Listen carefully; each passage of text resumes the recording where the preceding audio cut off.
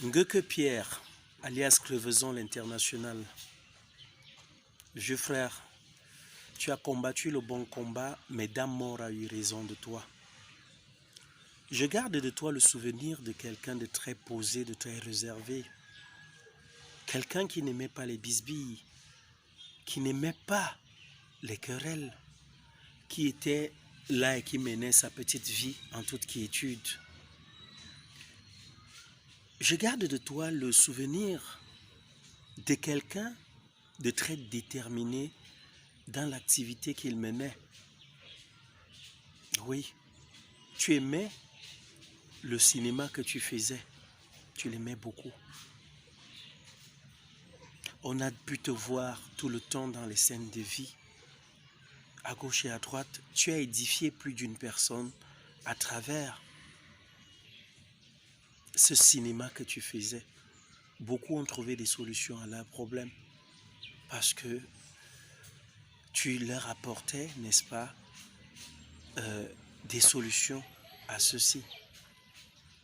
Alors, il me souvient la dernière fois que toi et moi nous avions eu à dialoguer concernant ta santé à Mimboman. Tu m'avais dit, grand frère, je suis malade. Je suis malade. Je t'ai demandé de quoi tu souffrais. Tu m'as dit, grand frère, je suis malade. Je souffre d'épuis. Mais là, présentement, ce qui me dérange, ce sont les boutons. J'ai de gros boutons qui me sortent partout au corps, jusque dans mes parties intimes. Je n'arrive même pas à m'asseoir à cause de cela. Et je t'avais dit, les boutons, il faudrait tout au moins que tu ailles à l'hôpital te faire consulter. Mais avant d'aller te faire consulter, je t'ai conseillé une pommade parce que je pensais que ça pouvait être dû peut-être à l'eau que tu utilises et je me disais peut-être ce sont des mycoses. Alors, je t'ai dit, il faudrait que tu prennes cette pommade-là, mais que malgré tout, que tu partes voir un médecin pour qu'il te consulte et qu'il sache exactement ce que tu as. Alors, 2 jours après, tu m'as rappelé, tu m'as dit, grand frère, j'ai commencé à utiliser la pommade là, mais ça ne donne pas. Je suis même allé voir une maman là pour lui expliquer ça, une maman qui fait les remèdes traditionnels. Et finalement, elle me dit que c'est le zona. Je lui ai dit, waouh, mon frère, le zona, ce n'est pas quelque chose de bien. Alors, il faut vraiment que tu te rendes à l'hôpital pour rencontrer un médecin. Et il m'a dit, je veux bien grand frère, mais cette maman m'a fait savoir qu'elle pouvait me soigner, que ça se soigne beaucoup plus traditionnellement. Je lui ai donc dit, ok, si elle dit qu'elle peut te soigner, fais-toi soigner. Quelques 2 semaines après, lors d'un tournage, tu es revenu vers moi. Tu m'as dit, grand frère, en dehors de ce zona-là, je ne sais pas, j'ai constamment froid, dès que 15h, 16h sont là, j'ai froid, je ne sais pas. On me dit que c'est une fièvre typhoïde et je traîne ça depuis des années.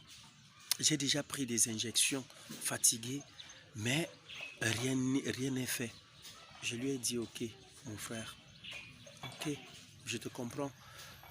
Cette fièvre typhoïde aussi, essaye, n'est-ce pas, de prendre à la fois les remèdes que les médecins vont te donner, ça veut dire de la médecine, les remèdes, les médicaments de la médecine moderne, mais associer à cela les remèdes traditionnels, parce que nous savons que la typhoïde, ici, chez nous, ça ne rit pas, ça va très vite.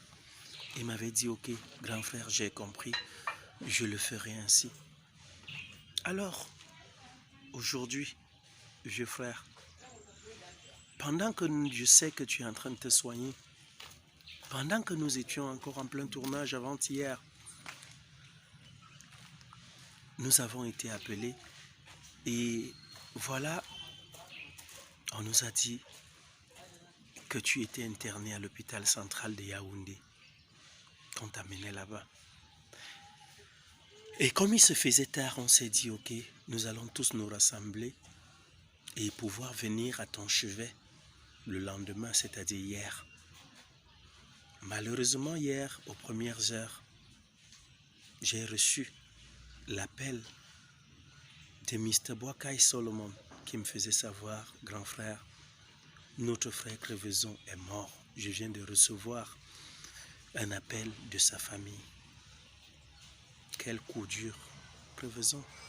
Quel vide tu laisses au milieu de nous. Tu laisses un très grand vide. Alors, aujourd'hui, c'est-à-dire 24 heures après, ta famille a décidé de t'enterrer. Nous ne connaissons pas les raisons qui font en sorte que tu sois si vite enterré. Mais, peut-être, ils ont vu qu'ils sont dépourvus de moyens. Peut-être, ils ont voulu vite t'enterrer, tout simplement. Mais la famille artistique aurait souhaité faire ce deuil pour pouvoir te rendre hommage de la plus belle des manières. Aujourd'hui donc, tu seras inhumé. Au moment où tu seras, au moment où tu es appelé, n'est-ce pas, à être enterré, vieux frère, je prie l'Éternel Dieu Tout-Puissant de faire en sorte que tes péchés te soient pardonnés. De faire en sorte que la terre de nos aïeux, te soit légère. Oui, vieux frère, de faire en sorte que ton âme repose en paix. Comme je le disais au début de ce propos, tu as combattu le bon combat. Tu as lutté contre cette maladie dont tu me parlais tout le temps. Tu me disais que tu ne te sentais pas bien, mais que tu continuais de te soigner. Tu as lutté. Mais Dame Mort a finalement eu raison de toi. Vieux frère, Dieu seul sait pourquoi il a décidé de te laisser partir. Alors, en ce moment où tu t'en vas, sache que tu as laissé derrière toi des amis, des frères, des enfants éplorés. Et il y a cette tristesse qui nous mine. Vieux frère, qu'est-ce que je peux dire d'autre?